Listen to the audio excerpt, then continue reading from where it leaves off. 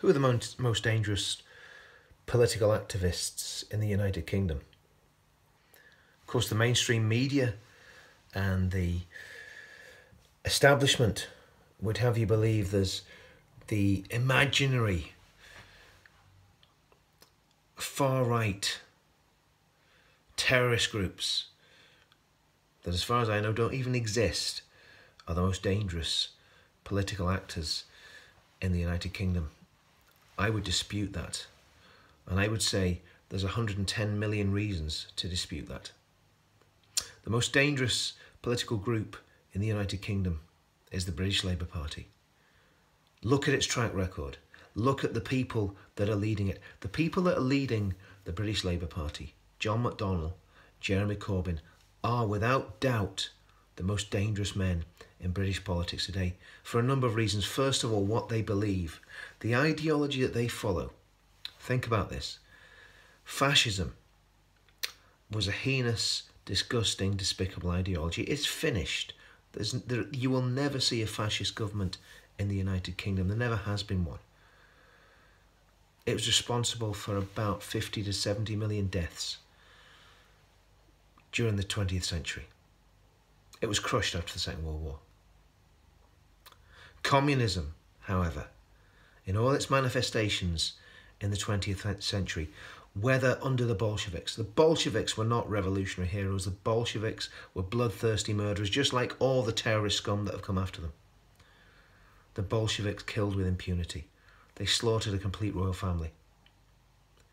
After the Bolsheviks, we have Stalin. Some people think that Stalin himself responsible to 50 to 70 million murders.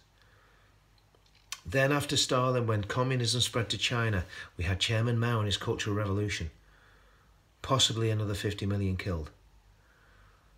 North Korea then took the sway, and the British and the Americans, under the banner of the United Nations, fought a stalemate war, really, that led to the partition of North and South Korea.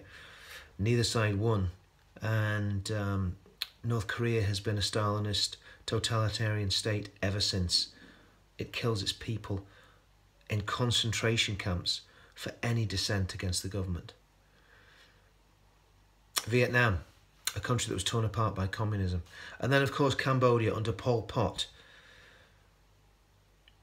when he thought it'd be a good idea to get rid of all the intellectuals and get everybody back to the farms and back to the fields. And he had his year zero and slaughtered millions of people. We could go through South Africa, the communist insurgencies in Central America, the communist insurgency in Northern Ireland. Many of the Republican terrorists were Marxists. And on it goes. And they filled graves in the 20th century in such a hurry, killing about 110 million people.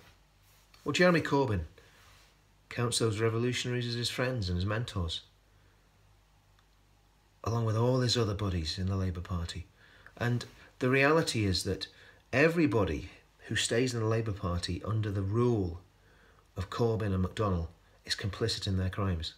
And I say crimes because if they get power, they will commit crimes in power.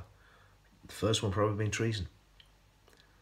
But they will cart people off to the equivalent of the Gulag. They will find reasons to lock people up. If you think freedom of speech is bad now under this semi-totalitarian government of the Conservative and Communist Party, it's going to be a whole lot worse if Corbyn and his crazies get their hands on the organs of power. And the other thing about this Labour Party is it's not just communist, but it also is influenced by Islamists as well. They do a deal with the devil. They will do anything to get power, and they will do anything to get hold of the bloc Muslim vote. And that could be the reason why there's so much anti-Semitism within the Labour Party. Because even a cursory reading of the Quran would realise that that document is extremely anti-Semitic. A cursory look at the life of Muhammad will realise that he treated Jews in an appalling way. So anti-Semitism is a part of the Labour Party. The Labour Party has slipped into an extreme form of communism. Corbyn and McDonnell are quite happy to fly the red flag and stand with revolutionary comrades of theirs in terrorist organisations throughout the world. We must do whatever it takes to keep Jeremy Corbyn away from Downing Street. And that means I think that we need to see Boris Johnson as Prime Minister. I don't trust the Conservative Party. There's an old saying, and it's a very true one, never trust a Tory. I don't trust them. I don't believe they have the best interests of the nation at heart either. But we need to make sure that Jeremy Corbyn and John McDonnell do not get their hands on the keys to number 10 and number 11 Downing Street. Labour must be stopped.